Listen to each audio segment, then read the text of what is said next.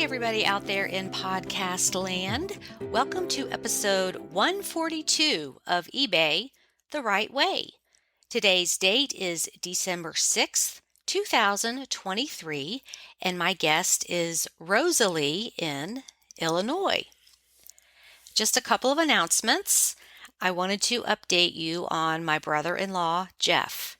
He passed away on November 24th, the day after Thanksgiving. His celebration of life was this past Saturday, December 2nd, and over 200 people attended. So we really felt the love. My sister Trina is doing as well as can be expected. I have included a link to his obituary below the podcast if you would like to read it. Thank you all again for your prayers and kind words. And to add insult to injury, in case you didn't see the post on Facebook, our mother unexpectedly passed away 4 days after Jeff. I just feel so bad for my sister losing her husband and mother in the same week.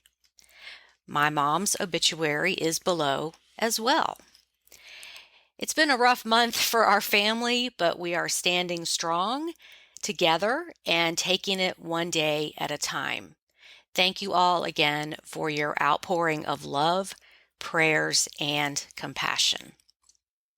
Okay, now on to the chat with Rosalie.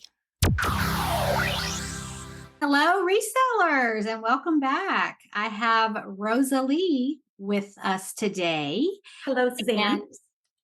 Great. So tell us where you're located, and we'll go from there. Okay. So I'm located in a very small town called Bradford in Illinois. We're just north of Peoria. I've been here almost 18 years. I grew up in Iowa, and I moved to work for family in their kitchen and bathroom remodel company where I'm the office manager. Okay. And so is that a full-time job? It is a full-time job. Okay, great. Now, is it just you or do you have family too? Just me. Okay, great. So you are a career woman. I am. Okay. Well, tell us how you got started on eBay, when that was, and what brought you into the world of reselling. Okay. Well, my very, very first introduction to eBay was probably back in 1999. I was at my previous job in Iowa, and my boss wanted to buy something off of eBay. And back in those days, internet and that whole thing was fairly new. So I actually had to sit at my coworker's computer because hers was the one that had the dial-up internet connection. And I remember just being so nervous because, he didn't want to spend too much, but yet he wanted to win it. And I had to, submit the bid because it was auction. And I just remember it being very stressful. And I don't even remember if I ended up buying it or not. But that was my very, very first introduction to eBay. So it wasn't until 2006, I had moved to Illinois by that point, that I got my own eBay account for buying things and occasionally selling something. Nothing real much, just something here and there. So then it was in 2016, 10 years later, had bought a house, had a loan, and I started looking for other ways to just pay off that house early, do other house projects, just a fund for vacations, whatever I wanted. So the very first item I sold was actually, I was unpacking some boxes, and my mom had saved a lot of mementos from my childhood. And they were the 1980s charms, like the charm bracelets and all that. You bought it from like the little machine for 25 cents. And I had a whole bunch of those, and I'm like, okay, why am I keeping these? I don't have a family of children, for a little girl to play with. Why am I holding on to these? And so those were the first things I really sold with the intention of like selling. And then you want me to keep going from there? Absolutely. Yeah. Okay. Take us down the whole memory road of eBay. Yeah. It was kind of interesting looking back to prepare for this talk, just as to how quickly it did progress, because already that fall in 2016, I went to my first auction with the intention of buying something for reselling. In 2017, that next year, I was already creating a photo booth, buying business cards to, slip in with my packages, buying a scale, just really investing in this. But I would say at that point, my sales were pretty low. I mean, probably in the $10 to $20 range. But then it was in September of 2017 that I had a huge, huge sale that was like the most random item ever. And that's when I really got hooked on it. And then I started just trying to find higher return on investment, but yet also finding out what I liked to buy, what I liked to sell, what I liked to ship, and what I didn't like to ship. Okay, so what was that big item? So I was at an auction, and so I like vintage things and household items. And there was it was kind of at the end where they just sell things like a whole box of stuff for $1. And so I picked up a couple boxes just filled with random stuff. And as I was going through it, it was this rectangular block. It almost looked like a paperweight. And I almost pitched it. But then I thought, oh, I should look this up on eBay, because it was like this clear block and it had a little black thing inside with some writing on it. So when I went to look it up, then of course I read it a little bit more in detail, and it said something about nuclear graphite CP1, Skaggs Field, Chicago, Illinois, 1942. Back in the 40s, they did a lot of testing with nuclear sites, and this was like under Skaggs Field, which I believe is a football field in Chicago. Okay. And they had all these pieces of carbon, and then they encased it in this thing, and maybe they did sell it as like a paperweight. I don't know, but anyway, I saw that those were selling for like $500. Really? This little block with a little black piece of carbon that was from this nuclear testing in 1942. So I put on auction, started it out at $99 and ended up selling it for $356 to someone in Oregon. She sent me a message and said, oh, my son will be so excited for this.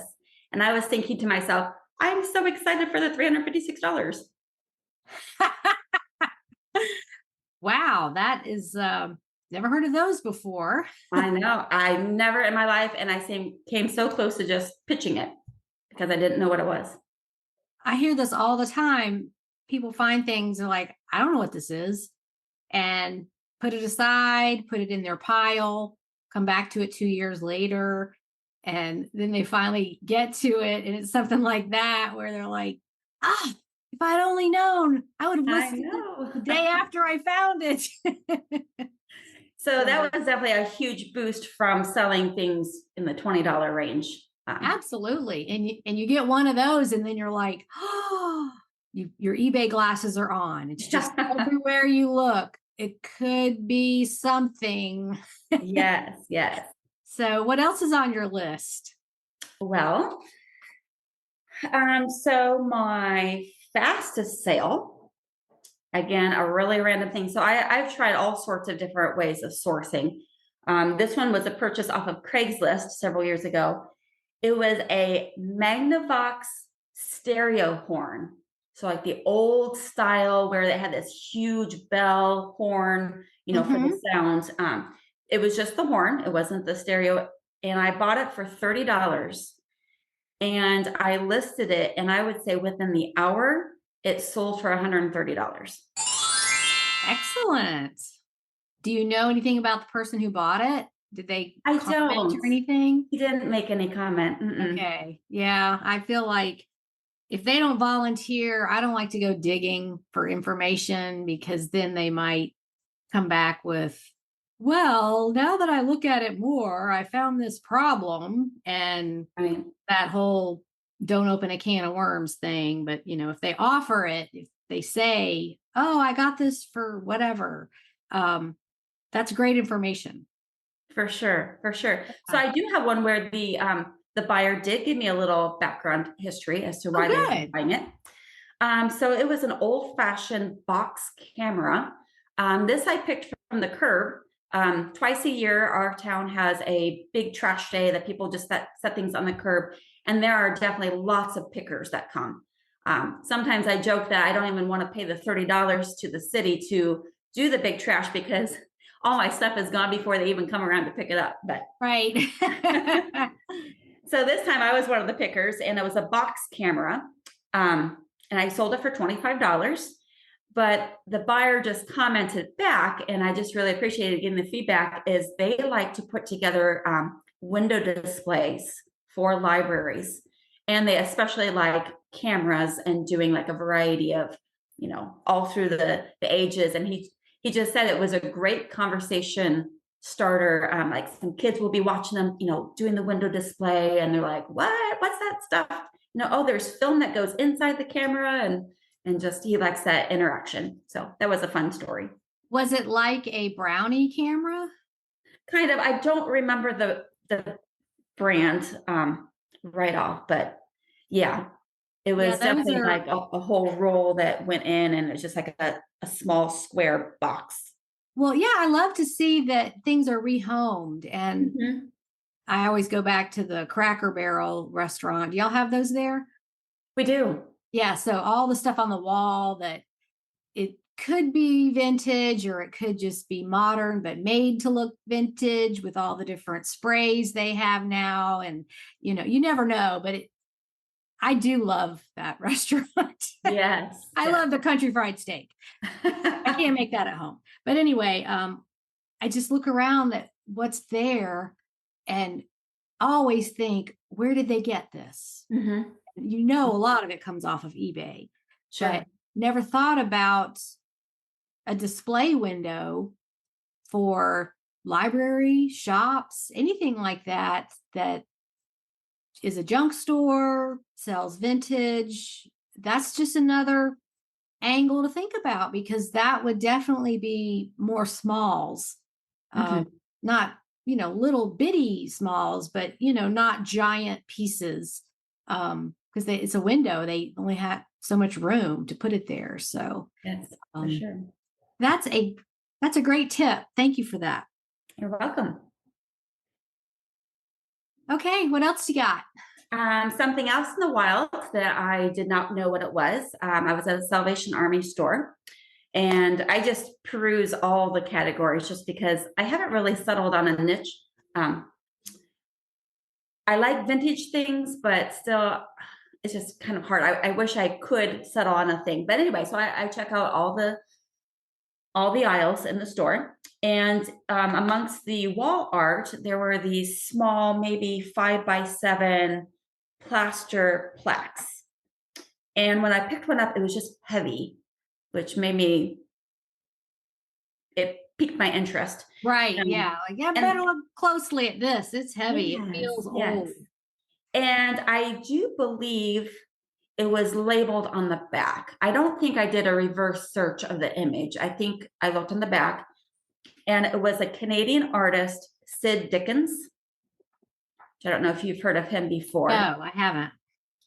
So again, they're like 5x7, and typically people buy multiple of them, and they're all different. And they will like kind of make a collage of like their different interests or hobbies or just the things that they like. Anyway, I purchased 3 of them for only $2.35 each. And between the 3, I sold them for $183. Nice. Yes. So there are some knockoffs. There are things that look similar to it, but Sid Dickens is kind of the original artist. And he's from Canada, I believe. Okay. I'll have to look that up and see what it looks like. I'm getting into signed and numbered art, starting to pay attention. And yeah, I'm going into my 21st year on eBay, and it's just always more to learn. And I just always felt intimidated by signed numbered art. Like, I don't want to ship those giant pieces that you hang over your fireplace. Yeah. I just, okay, maybe if it's worth $1,000, I might do that. But I just don't have the space to store really large things like that. So I look for the smaller, 8x10, 10x12, those kind of things. And they're out there, but some of those signatures you cannot read. And so you want to look for like, what is that artist's style, and kind of learn about what it looks like, because artists, they just do things the same way. Like you can tell a Jackson Pollock, you can tell a Charles Wysocki, you can tell Robert Sexton. They all have their own style and what they do. And just some of them, you're not going to be able to read the signature. So you need to learn what their scribble looks like. Yes. Yes. I mean, you can take a picture of it and try to do Google Images when you're on site, whether it's an estate sale or whatever, but then you just get like 50 other scribbles that look the same. And it's like a doctor, you can't read it. Yes. For So, sure. so was this piece, was the signature legible? I think, again, like it was like a plaster. I think it either had a sticker or some sort on the back, or maybe it was etched. Okay. It's been a few years. I don't quite remember, but so yeah, ever since that, I've like always had my eyes open, but I've never run across it again. So it was just one of those things that was out in the wild.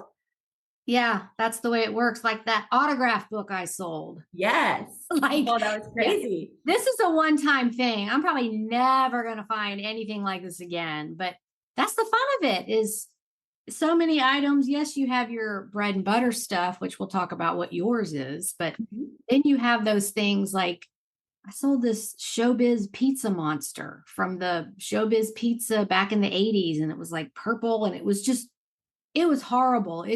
I just wanted it gone, but I wasn't going to give it away. Right. I'm like, yeah, this is creepy. You're going in a bag and then in a box in the closet. I don't want to look at you.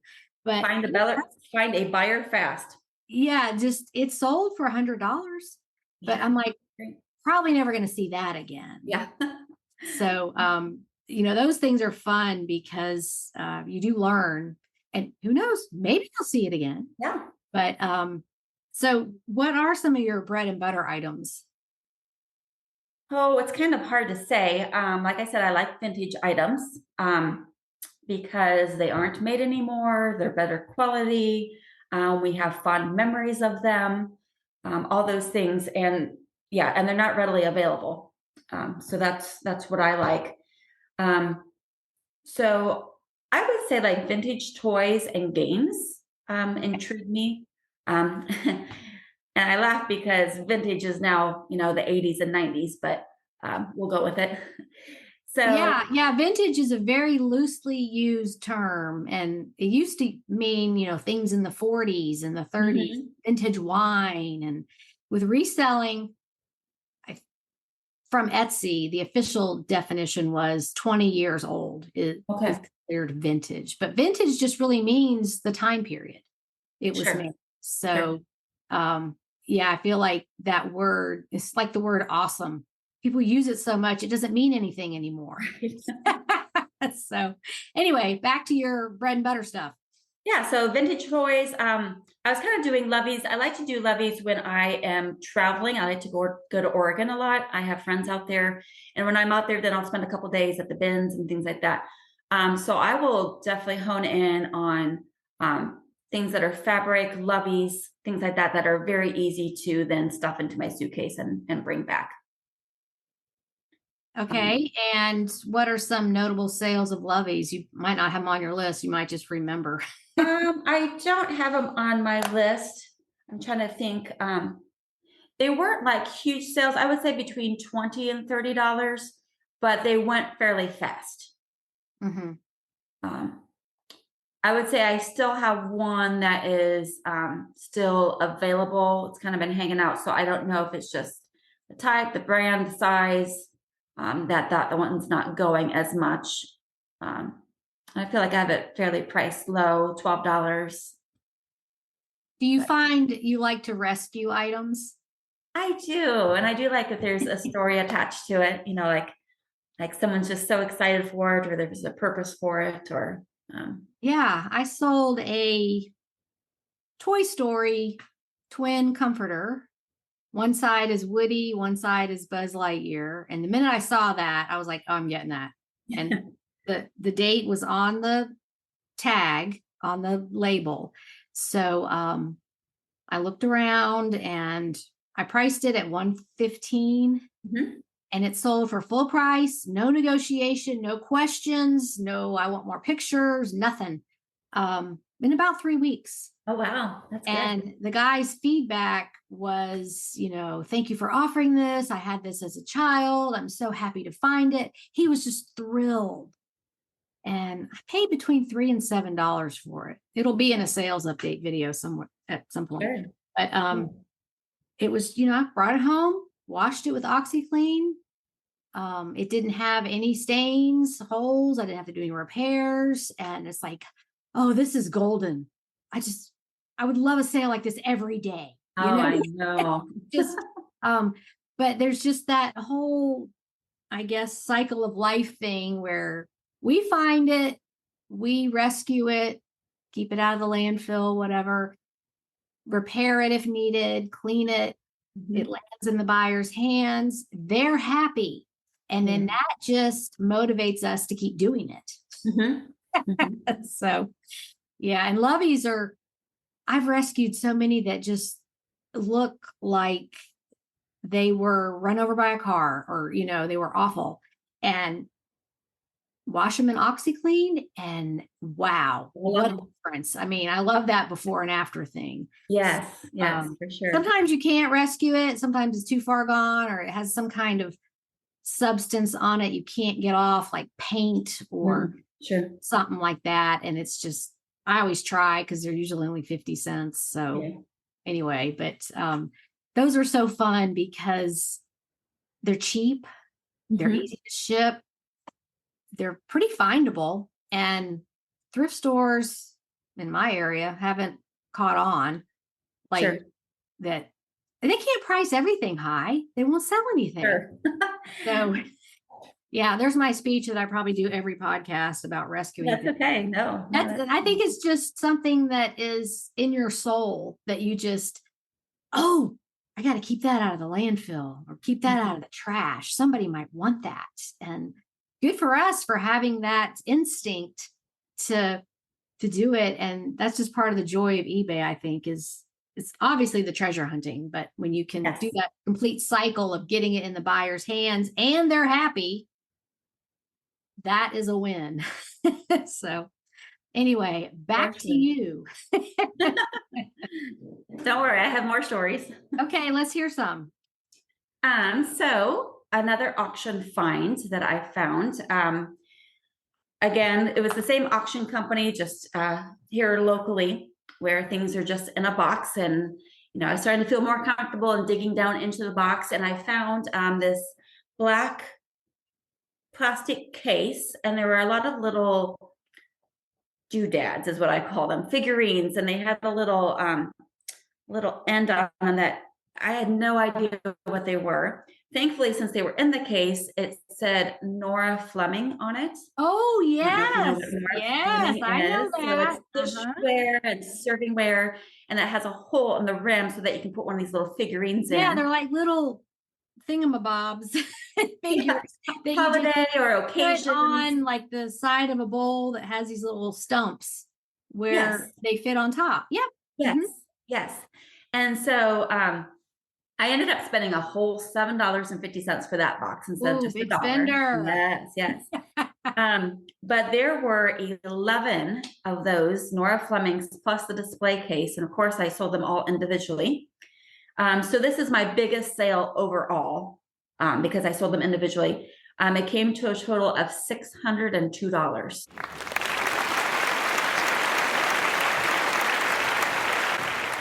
You are kidding. The highest selling one was there were 11. Okay. The highest selling one was a blue Easter egg. That was $100.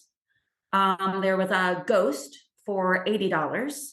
A lot of them in the 50 to 60 range. And then there was a little pink daisy with a chip on it. That's amazing. Okay. And you found these, you said, in an auction lot? Yep, an auction lot. I don't remember what else was in the box. Nothing really of consequence, but $750 for the entire box and its contents. And you walked away with almost $700 just on those. Yes. Good for you. Yeah, the devil's in the details. You got to look these things up because I know every single one of us has walked by things, thrown away things, given away things, broken things that could have gone for a lot of money. Just that's life. You can't, we have to try to catch as many things as we can in our net. But if we could have like this magic window to look through at all the things that passed us by, I know we'd just be sick. Yes. Yes. That's everybody. So that was really for the listeners. Like, don't beat yourself up when you find out later. You see something on the Money Making Mondays or a video, and you see like how much something sold for, and you're like, "Oh no, I had that and I threw it away." Yes. That's just occupational hazard of being a reseller. The thing is, you can be in the same category, and something can be, like I said, the one Easter egg was worth $100, but the flower was only worth 12. Mhm. Another example is, I don't know if you remember if your daughter ever had the little strawberry shortcake dolls. So like, Oh, my little sister had those. Yeah, she was born in 1970. So okay. she was 4 years behind me, and I swear she got so much better toys than I did. I was the Of second course. girl. So by the time she came along, they were buying her new stuff. Mhm. I got my older sister's crappy stuff when she was done with it. But yeah, she had strawberry shortcake stuff. Mhm. So there's the dolls that are flexible, their arms and legs move. But then there's the ones that are only like 2 inches tall that are non-movable, and they have a little hole in the bottom. So like there's this display case that you could put them in. And they're hard plastic, Yeah. kind And of they between smell. rubber and plastic. Yeah, kind of like a rubber plastic, and they smell. And of course, they were supposed to smell the appropriate fruit scent that the little doll was. And Right. now they just kind of all smell the same, fruity, but they still smell. Even 45 years later, they Wow. still smell. Nice. But so again, some of those, like some of them sold well, others were hardly worth anything.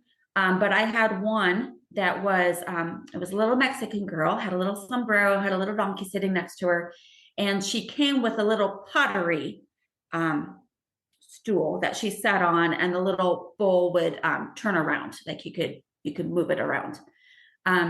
So I sold that one for $60. And it was a toy I had as a child. I'm like, you know what? I'm not sentimentally attached to this, not for $60. I will gladly part with that. And the lady was super excited, and she responded with a picture of her strawberry shortcake closet. Oh It was a no. walk-in closet. It had shelves on 3 sides of the room, and it was entirely filled with strawberry shortcake. I believe it. Yes. I believe it because they made all kind of products, lunch boxes, dolls, sheets, bedding, Mhm. like anything. I think they may have even had like a record player and like Yes. anything a little girl would use. They had makeup, like lip gloss, I think, and just over the years I've seen all these things and stationery, cards, like everything. That was a big deal. We had the bedding growing up, the strawberry shortcake bedding, and Oh, a okay. lamp. I had a little piggy bank. And get this, we had red carpet in our bedroom, my sister and I shared, with pink walls. We were strawberry shortcake to the hilt. You were in the strawberry shortcake zone. Oh, that's great. I love it. So yeah, you know all about that. Yeah. This lady's closet, like, do you know what age the woman was? If I had to guess, I would say 50s. Okay, so she probably had it growing up and Mhm. she is buying back her childhood. Yes, and she was glad to add that little Mexican girl to her collection, and I was glad to sell it to her.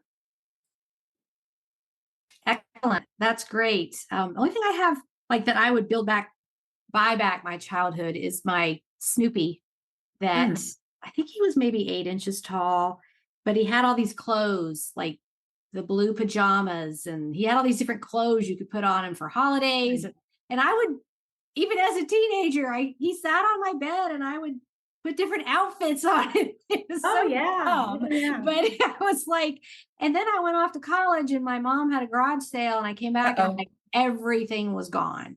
Uh-oh. Right when you wanted that ratty old Snoopy, I'm like, oh, so really?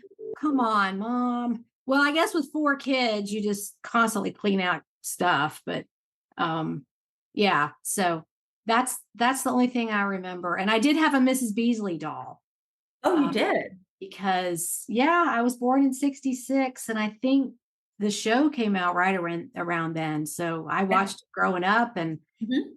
everybody wanted to be Buffy with that Mrs. Beasley doll. Yeah. So but I'm fascinated with these people that go to that extreme of buying back their childhood and they just get so involved. I don't know if it's like an addiction or if it's just, they find something and then they just go looking for the next thing and they're just Yeah. constantly adding stuff to this collection. And then what's going to happen to it? 30 years down the road, Yeah. all that stuff's going to be there and it's going to be even more collectible. And so Mhm. Mhm. anyway, I just I'm fascinated with people that collect these very specific things. Yes. And Yeah. sometimes, it's buying back their childhood. It's because they are raising children now and they're like, oh, now I remember all the toys and want to get it for their children too. Um, Right. which is the example with, so my friends moved from Illinois out to Colorado and they were renting out their house to someone else in Illinois. And they offered that I could come and take a look at anything that Goodwill was going to come with a truck and just take everything away that they were not moving to Colorado with them.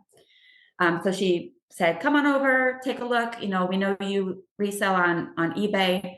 Of course, bless her heart, she's showing me all of her nice glassware and things like that. And I said, "No, I just don't like shipping glassware. I don't like the double boxing and all that."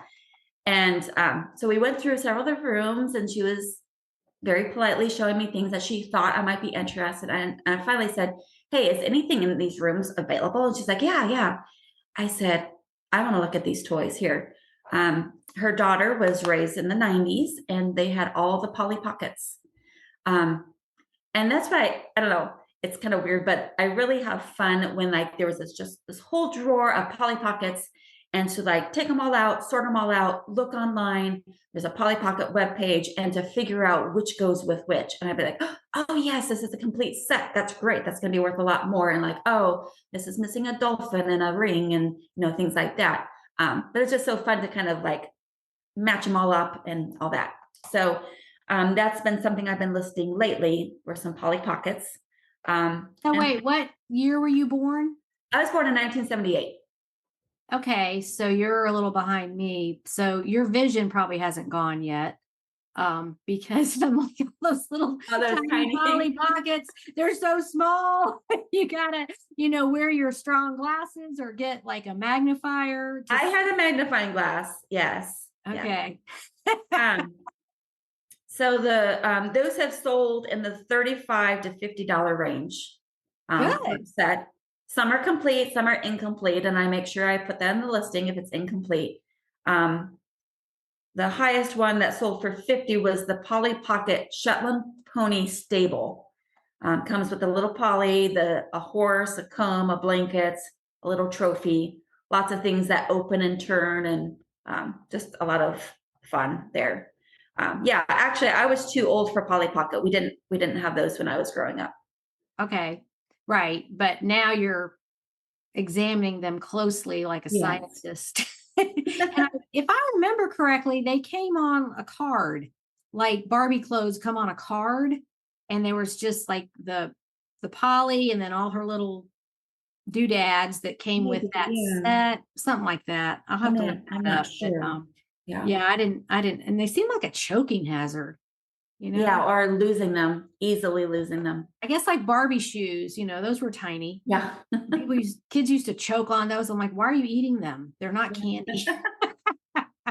I was very impressed that Leah had a lot of the little Polly dolls to go with it. It was very impressive, the complete sets that she had. But Well, good for you. So was that a combo deal where you sold them and y'all split the money, or did you just buy them from her?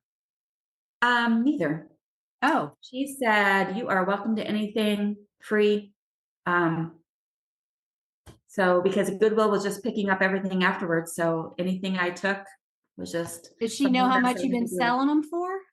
I haven't told her yet. But yeah, we don't want her listening to this.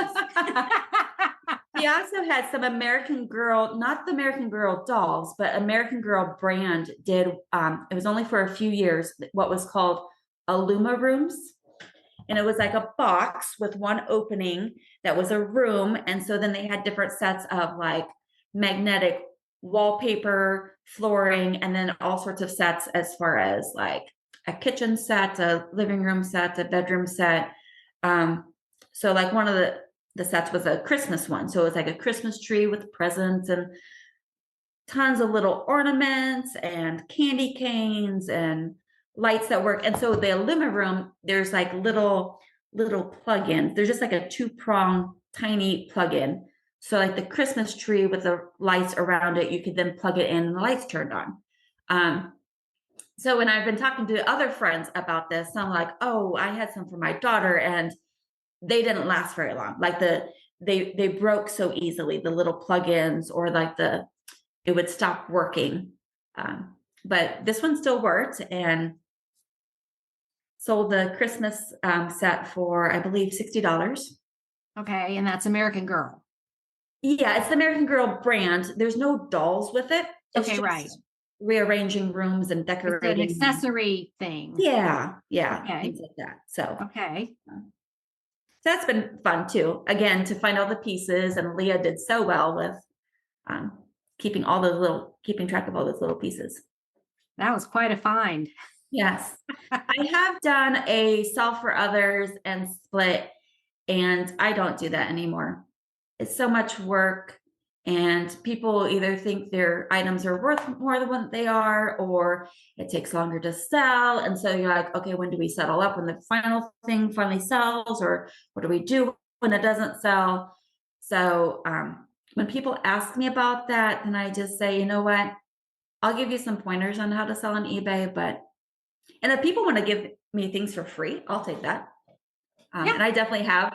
I have a friend, Ev, who she just likes to declutter and get rid of things, and she knows I sell on eBay. And so she gifted me. It was a new in the box Chrysler Pacifica, like a minivan. It was just the headset and some remotes for the entertainment center for the second row. Never been opened. All that. She's like, I'm giving this to you for free. Just sell it, if you can get something for it. And I ended up selling that for $145. Very So good. thank you very much, Eb. Good for you. Back to the consignments. I feel like, well, my experience has been there's a lot of disappointment on the other person's side. Now, I know people that do great with this, and you have to find what works for you and what you're willing to tolerate and what your deal is. Some people do like, okay, yeah, I'll sell that for you, but there is a $10 upfront fee because you do this work on the front end and neither one of you gets any money till it sells. So, yeah, and people think, it's going to sell overnight, and sometimes it takes a year. So I like your idea of here's some pointers on how to sell it yourself. And that's when their true colors start to show. It's They like, never do. oh, I don't have time and blah, blah, blah. Yeah. That's too complicated. And the big one is I don't have time. And so that's when I usually say, so you don't have time to sell your stuff, but you think I do? And I get a little in their face about it, and say, yeah, it's an investment of your time. So that's why not everybody does this, but you have to have the vision of the long term and when it sells and how much money you're going to make, and the risk reward thing and the time investment. And I talk about the average person on the street. They don't know. They don't know how much work is involved. They don't know how much time is involved. They don't know how to be patient. They just think, oh, my friend Rosalie sells. I'm going to take her this thing that I heard someone might have said could have been worth $200, and you look it up and it's worth 30. And, Yes. they're disappointed and they're deflated because, that's social media for you. I thought I might have heard someone could have said that they saw that it might have been worth $200. I get Right. that all the time. And I'm like, what's your source? Where'd you see that? And they don't even know.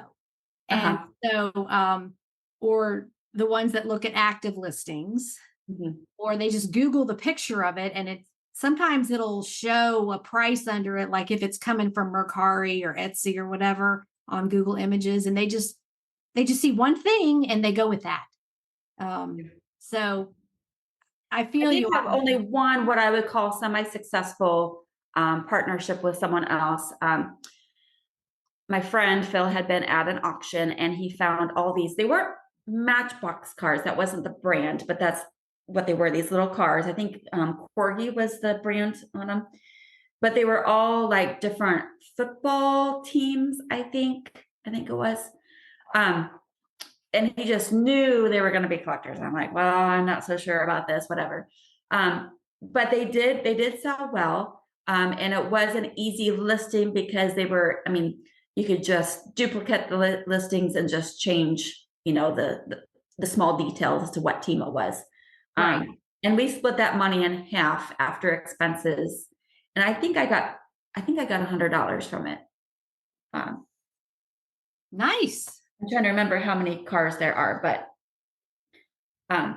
I do have a couple other big stories, so I don't want to run out of time to. No, you're good. We have time. Go ahead. Okay. So like I said, I've done lots of different sourcing, whether it's Goodwill bins, thrift stores, people going to me off the curb, Craigslist, things like that.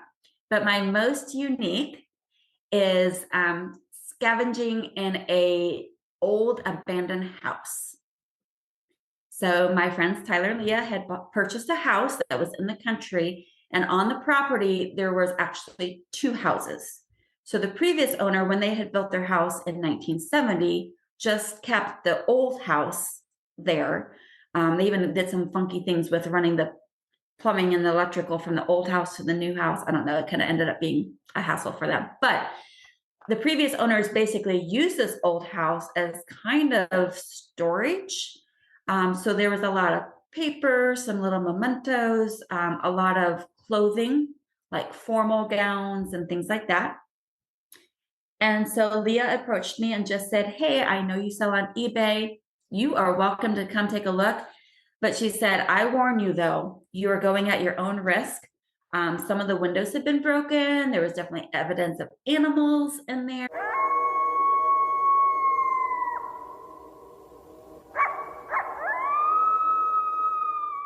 She's like, you'll probably want to wear a mask. So, I mean, I bought a big old respirator type mask. You went in there with a hazmat suit. Yeah, almost. And you know what? I never saw a single creature, not even a mouse, not even a snake, I don't even remember a spider. But there was definitely evidence that maybe coons or whatever all. But a lot of things were in boxes or hanging in the closet. It wasn't like there was like gross stuff on the items. So there was, like I said, a lot of vintage clothing, and most of it, half of it, I would say I could tell was in poor condition. Stains, moth holes, whatever. So the other half I took to a dry cleaners, and I was very upfront with them. And I said, hey, this is where they came from. My intent is to resell them.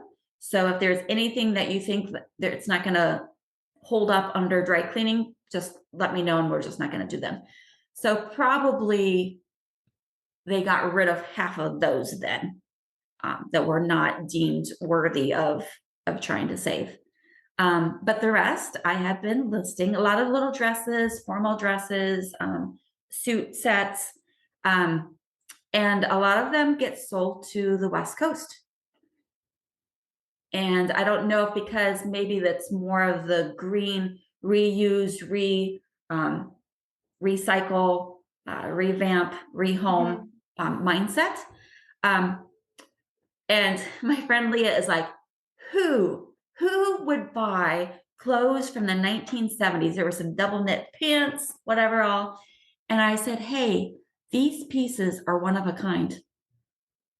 Probably no one else has an outfit like this, and that appeals to people, along with the just recycle and reuse, and that it's better quality from than before. So that's been Yeah, and interesting. it's just a novelty, like to have that thing from the 70s Mm-hmm. because they're not making it anymore. It's funny how these trends happen, because a trend starts with a few people doing something because they want to be different. Yeah. The hipster thing, for example, that theme, right? Mhm. Hipster. So like they started off, they wanted to be different and have their own look. And then there's like now millions of people that look like that. And so then you got to find something else so you can be different. And then everybody ends up looking the same again. Mhm. So Mhm. it's like all the, late adopters that get on the bandwagon near the end. And it's like, it's not a novelty anymore. Yeah. It's not unique anymore. Everybody looks like that. So I'm waiting for everything to go back to like the way people looked in the 80s, where it was just everybody kind of looked normal, the same. You didn't have all the facial tattoos and piercings, and like now you have all that, and people have purple hair, and nobody looks twice Yeah. because Yeah. it's everywhere. It's not a novelty. So we're waiting for everybody look like Sonny and Cher again. Yeah. Just Or like the 90s with the cardigans and the navy blues and burgundies and hunter green, and yeah. or like preppy, like on I go back to Emily Gilmore on the Gilmore Girls. She's the mom, and she's very classic and sophisticated. We're all going to be walking around in St. John outfits with pearl necklaces and plain black pumps. Yes. But I think you're right. It's just, it doesn't matter that it was old and it came out of a gross, whatever it was, barn or attic. It's different. It's unique. And that's what Mhm. people want. Mhm. The people Yeah. that have the confidence to be unique. And then you have the other ones that just want to be followers, and they want to look like the ones that have the confidence. Right. Right. So Well, that's my something. quick and dirty definition of a trend. So another fun find from that house, it wasn't an eBay thing then, but we found old high school yearbooks, letters, like for letter jackets, things like that. Mhm. And I contacted the local school. Again, we're in a small town, 700 people. And they had just been putting together display cases to show, the school through the years and all that. And that era, which was the late 60s, they had nothing. And so here I could supply them with, and the man who was the previous owner, he's like, oh, I know him. He was on the school board for so many years, and it'll be such a privilege to have his items on display here at the school. So that was just really neat. Again, the rehoming. And another fun sale from that house was I found this bottle opener. It was about 8 inches tall. And the top part was like this golfer, like mid swing. And then it was a bottle opener at the bottom. And I thought, I have never seen anything like this. And so I was going to put it on auction. And a man immediately reached out to me and said, hey, I will pay $50 for that. And on one hand, sometimes that triggers it as like, oh, this is really unique and there will be a lot of people. But I'm like, I don't know, this is so special or unique that I don't know. And so I was going to take the $50. Well, then he reached out again and he said, well, actually, this golfer person, it's actually a trophy. So there should be like a base, like a cone base that this then sits in. So it looks like a trophy, and then you would take out the golfer, and then it's a bottle opener. And I said, well, I don't remember seeing anything like that, with this item. I said, how much is it worth to you? I mean, I'll go back to the house and see if I can find it. Well, he would pay another $25, making a total of 100 if I could find the base. So back I went in my hazmat suit, and I looked and I did not find it. So we settled for that. You know what? Actually, so it might have been $75 actually. I think I said 50 originally, but because the extra 25 would have made it $100. So it must have been 75. Well, bless you for even going back and trying to find it. Oh, all in the adventure. So I think we have time for one more. If you have one more on your list. It's not a big sale or anything. It was just kind of a funny story. So, it's fun to tell these stories about these random objects that are really valuable and you sell them for so much. And so I kind of tell these stories. Well, I had a young friend who was probably about 16, Ryan. And when I'm telling his stories, his eyes just got big and like dollar signs in his eyeballs. You could just see it. Well, a few weeks later, he's like, hey, I was at my grandma's garage sale and she has this really old vintage bicycle that I bought for $5. And he just had big dreams of selling this for like $400 and all that. And I'm like, good luck. So he was trying to sell it locally off of Facebook. Again, we're a pretty rural area, not a lot of big towns around. Plus, if you would look at his Facebook profile, you would see he was like this 16-year-old kid. And so no one bought it for 400. So he's like, well, what should I do? And I'm like, I don't know what to tell you. I mean, you can't ship that thing. So then he started changing his tune and was like, well, you're the eBay expert. You should sell this for me. I'm like, I am not touching that with a 10-foot pole. Mm-mm. Well, at that time, he worked at McDonald's at the drive-thru. And so I'd run through McDonald's and there was Ryan. And he'd be like, sure you won't buy it from me? Yeah. So I finally bought it from him. eBay seller stamped on your forehead. Yes. Can't escape it. I finally bought it from him for $20 just to get him to shut up. Okay. So, I mean, he made $15 off of it. And so then, yeah, again, I tried selling it locally because, I looked on eBay, but like to break this down, to ship it was just not. So what I ended up doing, I ended up parting it out. And so I knew you were going to say that. Like, there's that Cracker Barrel wall again. Yes. The handlebars and the tires on it. Yes. And the chain guard and some other pieces. So then I broke it down as much as I could, sold those pieces, and I just put the rest on the curb when we had our big trash day. So, well, you did something with it. Did the pieces sell for very much? Like $20 a piece, maybe? Yeah, I would say 20 to 30. I mean, I definitely made my money back in a little bit. I was just like, oh, this was not worth the hassle, but at least it shut them up. Yeah. I know we had to listen to Ryan saying, you did the best you could, and then you could freely go to McDonald's and not be asked about, are you sure you don't want to sell this for me? So good for you. Okay. Well, wow, you've shared a lot. Did you want to answer the one final question? Yes. Okay. And which thing did you pick? Podcast. Okay. So tell us about a podcast you'd recommend. Yeah. Well, obviously I listen to yours, Suzanne, every single week. Well, thank you so much. I listen to a lot of different podcasts, but the one that I've been listening to lately that I've been enjoying is John Acuff. All It Takes is a Goal. Just because I feel like that's an area that I feel very weak in, setting goals, especially long-term goals. But he talks about a lot of other things too, not just setting goals. Overthinking, which I definitely deal with. And his phrase is turn overthinking from a super problem to a superpower. So when we can start listening to the right soundtracks in our minds and be thinking of the right things, then that overthinking can be a positive thing. And it does take a focused effort to change how you think. When you feel those things coming in, I get into the what if mode of like, what if this happens and then that's going to happen? And what if this doesn't happen? What am I going to do? And like, none of it's ever going to happen. It's just, I try to solve every problem before it happens. Yes. And you can't do that. You have to say, and all the potential outcomes. Yeah. And I have to say to myself, one day at a time, and I can tackle anything. And my biggest one is I can figure that out. Those are good ones. Tomorrow something might happen, and you have to have confidence in yourself that whatever it is, you can figure it out because you can. You have people to ask, you have the internet to look up information on.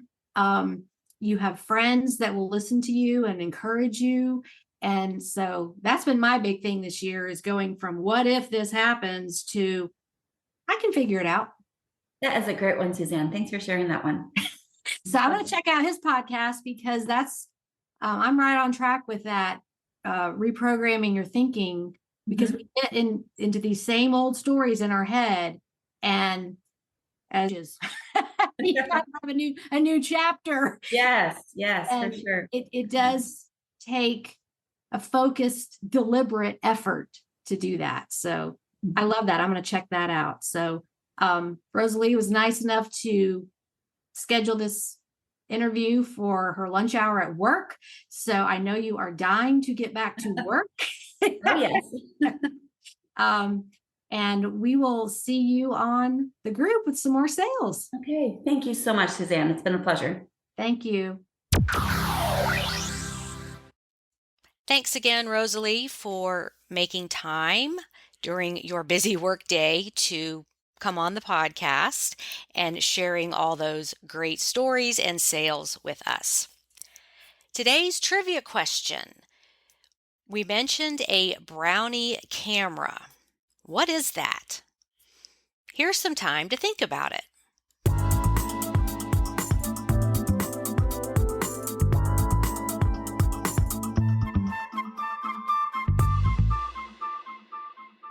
Okay, the Kodak Brownie camera made its debut at the turn of the 20th century and sold for $1.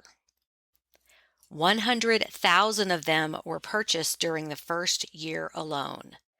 The Brownie helped to put photography in the hands of amateurs and allowed the middle class to take their own snapshots as well. Eastman Kodak introduced the new Brownie dollar box camera in 1900.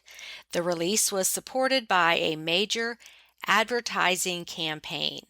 The name Brownie was chosen primarily because of the popularity of a children's book of cartoons of the same name, and partly because the camera was initially manufactured by Eastman for Frank Brownell of Rochester, New York. It literally just looks like a brown box with a camera lens on the front. So if you want to Google Brownie camera, you can see what it looks like.